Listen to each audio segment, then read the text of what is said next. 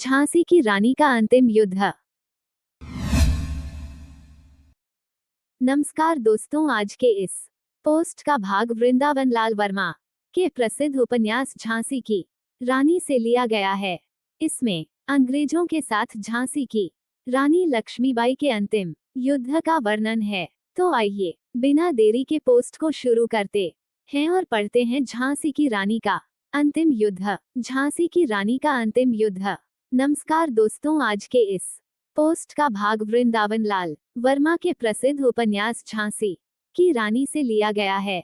इसमें अंग्रेजों के साथ झांसी की रानी लक्ष्मीबाई के अंतिम युद्ध का वर्णन है। तो आइए बिना देरी के पोस्ट को शुरू करते हैं और पढ़ते हैं झांसी की रानी का अंतिम युद्ध। झांसी की रानी लक्ष्मीबाई की कहानी। झांसी की रानी का अंतिम युद्ध। झांसी की रानी का रचयिता कौन है? झांसी की रानी कौन सी कास्ट से थी? झांसी की रानी उपन्यास किसका है? झांसी की रानी का अंतिम युद्ध। मुंदरबाई रघुनाथ सिंह ने कहा, रानी साहब का साथ एक क्षण के लिए भी न छूटने पावे। आज अंतिम युद्ध लड़ने जा रही हैं। मुंदर, आप कहाँ रहेंगे? रघुनाथ सिंह, जहाँ उनकी आज्ञा होगी वैसे आप लोगों के समीप ही रहने का प्रयत्न करूंगा। मुंदर, मैं चाहती हूँ आप बिल्कुल निकट ही रहें। मुझे लगता है मैं आज मारी जाऊंगी, आपके निकट होने से शांति मिलेगी। रघुनाथ सिंह, मैं भी नहीं बचूंगा। रानी साहब को किसी प्रकार सुरक्षित रखना है। मैं तुम्हें तुरंत ही स्वर्ग में मिलूंगा, केवल आगे पीछे की बात है। वह सूखी हंसी हंसा। मुंदरह ने रघुनाथ सिंह की ओर आंसू भरी आंखों से देखा। कुछ कहने के लिए होंठ हिले।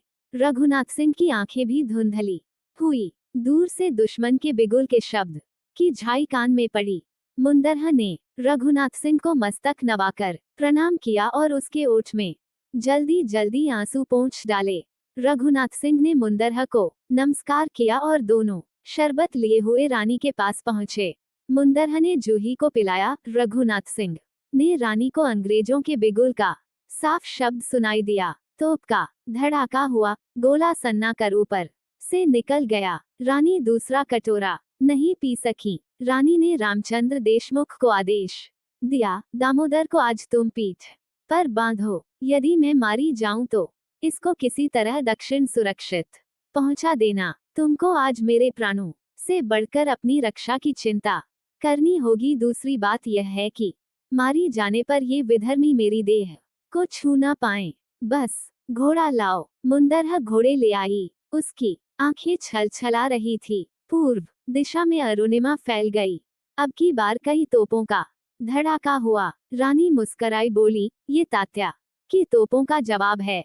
मुंदरह की छलछलाती हुई आंखों को देखकर कहा, ये समय आंसुओं का नहीं है मुंदरह। जा तुरंत अपने घोड़े पर सवार हो। अपने लिए आए हुए घोड़े को देखकर बोली, ये हस्तबल को प्यार करने वाला जानवर है, परंतु अब दूसरे को चुनने का समय ही नहीं है। इसी से काम निकालूंगी। जूही के सिर पर हाथ फेरकर कही, जा जूही, अपने तोपखाने परा छका तो दे इन बैरियों को आज। जूही ने प्रणाम किया। जाते हुए कह गई, इस जीवन का यथोचित अभिनय आपको न दिखला पाए। खैर, इतने में सूर्य का उदय हुआ। सूर्य की किरणों ने रानी के सुंदर मुख को प्रदीप्त किया। उनके नेत्रों की ज्योति दोहरे चमत्कार से भासमान हुई। लाल वर्दी के ऊपर मोती हीरों का कंठा दमक उठा और चमक पड़ी म्यान से निकली हुई तलवार। रानी ने घोड़े को एड़ लगाई। पहले जरा हिचका, फिर तेज हो गया। उत्तर और पश्चिम की दिशाओं में तात्या और राव साहब के मोर्चे थे। दक्षिण में बांदा के नवाब का। रानी ने पूर्व की ओर झपट लगाई। गत दिवस की हार के कारण अंग्रेज जनरल सावधान और चिंतित हो गए थे। इन लोगों ने अपनी पैदल पलटने पूर्व और दक्षिण की बीहड़ में छिपा ली और हुजा सवारों को कई दिशाओं में आक्रमण की योजना की। तोपें पीठ पर रक्षा के लिए थीं। हुजा सवारों ने पहला हमला कड़ाबीन बंदूकों से किया। बंदूकों का जवाब बंदूकों से दिया गया। रानी ने आक्रमण पर आक्रमण करके हुजा सवारों को पीछे हटाया। दोनों ओर के सवारों की बेहिसाब दौड़ से धूल के बादल छा गए। रानी के रणकौशल के मारे अंग्रेज जनरल थर्रा गए। काफी समय हो गया, परंतु अंग्रेजों को पेशवाई मोर्चा से निकल जाने की गुंजाइश न मिली। जूही की तोपें गजब ढा रही थीं।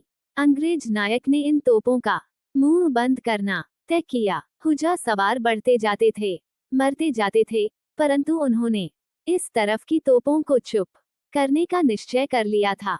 रानी ने जूही की सहायता के लिए कुमुक भेजी। उसी समय उनको खबर मिली कि पेशवा की अधिकांश ग्वालियरी सेना और सरदार अपने महाराज की शरण में चले गए। मुंदरहा ने रानी से कहा, सवेरे अस्तबल का प्रेरी रिस कर अपने सरकार का स्मरण कर रहा था। मुझे संदेह हो गया था कि ग्वालियरी कुछ गड़बड़ी करेंगे। गांठ में समय न होने के कारण कुछ नहीं किया जा सकता था।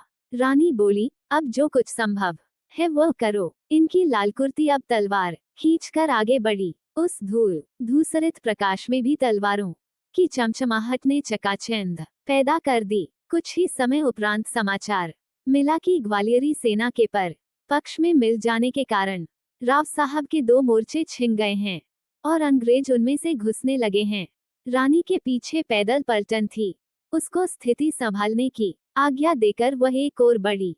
उधर सवार जूही के तोपखाने पर जा टूटे। जूही तलवार से भिड़ गई, घिर गई और मारी गई, परंतु शत्रु की तलवार जिसे चीरने में असमर्थ रही वह थी जूही की क्षीण मुस्कुराहट, जो उसके होठों पर अनंत दिव्यता की गोद में खेल गई। वर्दी के कट जाने पर हुजरों ने देखा कि तोपखाने का अफसर गोरे रंग की एक सुंदर युवती थी और उसके होठों पर मुस्कुराहट थी। समाचार मिलते ही रानी ने इस तोपखाने का प्रबंध किया। इतने में ही ब्रिगेडियर स्मिथ ने अपने छिपे हुए पैदलों को छिपे हुए स्थानों से निकाला। वे संगीने सीधी किए रानी के पीछे वाली पैदल पलटन पर 2 पार्श्वों से झपटियों। पेशवा की पैदल पलटन घबरा गई, उसके पैर उखड़े, भाग उठी। रानी ने प्रोत्साहन उत्तेजन दिया, परंतु उनके और उस भागती हुई पलटन के बीच में गोरों की संगीने और हुजरों के घोड़े आ चुके थे। अंग्रेजों की कड़ाबीने, संगीने और तोपें पेशवाई सेना का संहार कर उठी। पेशवा की 2 तोपें भी उन लोगों ने छीन ली। अंग्रेजी सेना बाढ़ पर आई हुई नदी की तरह बढ़ने और फैलने लगी। रानी की रक्षा के लिए लालकुर्ती सवार अटूट शौर्य और अपार विक्रम दिखलाने लगे। न कड़ाबीन की परवाह, न संगीन का भय, और तलवार तो मानो उनको ईश्वरीय देन थी। उस तेजस्वी दल ने घंटों अंग्रेजों का प्रचंड सामना किया। रानी धीरे धीरे पश्चिम दक्षिण की और अपने मोर्चे की शेष सेना से मिलने के लिए मुड़ी। यह मिलान लगभग असंभव था, क्योंकि उस भागती हुई पैदल पलटन और रानी के बीच में बहुसंख्यक हुज्जा सवार और संगीन बरदार पैदल थे। परंतु उन बचे खुचे लालकुर्ती वीरों ने अपनी तलवारों की आड़ बनाई। रानी ने घोड़े की लगाम अपने दांतों में थामी और दोनों हाथों से तलवार चलाकर अपना मार्ग बनाना आरंभ कर दिया।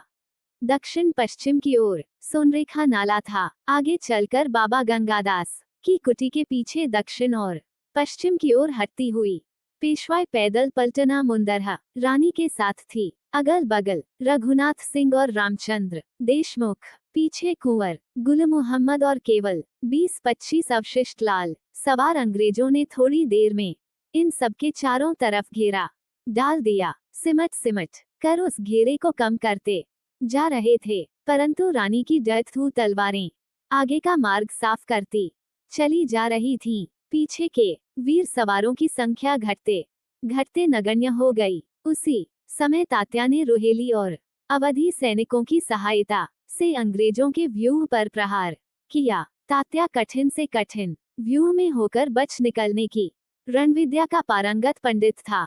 अंग्रेज थोड़े से सवारों को लालकुर्ती का पीछा करने के लिए छोड़कर तात्या की ओर मुड़ गए। सूर्यास्त होने में कुछ विलंब था। लालकुर्ती का अंतिम सवार मारा गया। रानी के साथ केवल 4 सरदार और उनकी तलवारें रह गई। पीछे से कड़ाबीन और तलवार वाले 10-15 गोरे सवार, आगे कुछ संगीन वाले गोरे पैदल। रानी ने पीछे की तरफ देखा। रघुनाथ सिंह और गुल मोहम्मद तलवार से अंग्रेज सैनिकों की संख्या कम कर रहे थे। एक और रामचंद्र देशमुख दामोदर शव की रक्षा की चिंता में बर्ताव करके लड़ रहा था। रानी ने देशमुख की सहायता के लिए मुंदरह को इशारा किया और वह स्वयं संगीन बरदारों को दोनों हाथों की तलवारों से खटाखट साफ करके आगे बढ़ने लगी। एक संगीन बरदार की हूल रानी के सीने के नीचे पड़ी। उन्होंने उसी समय तलवार से उस संगीन बरदार को खत्म कर दिया। हूल करारी थी, परंतु आंतें बच गईं। रानी ने सोचा, स्वराज्य की नींव बनने जा रही हूँ। रानी का खून बह निकला। उस संगीन बरदार के खत्म होते ही बाकी भागे। रानी आगे निकल गई, उनके साथी भी दाएं बाएं और पीछे 8-10 गोरे घुड़सवार उनको पछियाते हुए रघुनाथ सिंह पास थे। रानी ने कहा, मेरी देह को अंग्रेज न छूने पावे। गुल मोहम्मद ने भी सुना और समझ लिया। वह और भी जोर से लड़ा। एक अंग्रेज सवार ने मुंदरह पर पिस्तौल दागी। उसके मुंह से केवल ये शब्द निकले, भाई साहब, मैं मरी, मेरी देह भगवान। अंतिम शब्द के साथ उसने एक दृष्टि रघुनाथ सिंह पर डाली और वो लटक गई। रानी ने मुड़कर देखा, रघुनाथ सिंह से कहा, संभालो उसे, उसके शरीर को वे न छूने पावें। और वे घोड़े को मोड़कर अंग्रेज सवारों पर तलवारों की बौछार करने लगी। कई कटे मुंदरह को मारने वाला मारा गया। रघुनाथ सिंह फुर्ती के साथ घोड़े से उतरा, अपना साफा फाड़ा, मुंदरह के शव को पीठ पर कसा और घोड़े पर सवार होकर आगे बढ़ा। गुल मोहम्मद बाकी सवारों से उलझा। रानी ने फिर सोन रेखा नाले की और घोड़े को बढ़ाया। देशमुख साथ हो गया। अंग्रेज सवार 4-5 रह गए थे। गुल मोहम्मद उनको बहकावा देकर रानी के साथ हो लिया। रानी तेजी के साथ नाले पर आ गईं। घोड़े ने आगे बढ़ने से इनकार कर दिया, बिल्कुल अड़ गया। रानी ने पुचकारा, कई प्रयत्न किए, परंतु सब व्यर्थ ही। वे अंग्रेज सवार आ पहुंचे। एक गोरे ने पिस्तौल निकाली और रानी पर दागी गोली उनकी बाईं जंघा में पड़ी। वे गले में मोती हीरों का दमद माता हुआ कंठा पहने हुए थी। उस अंग्रेज सवार ने रानी को कोई बड़ा सरदार समझकर विश्वास कर लिया कि अब कंठा मेरा हुआ।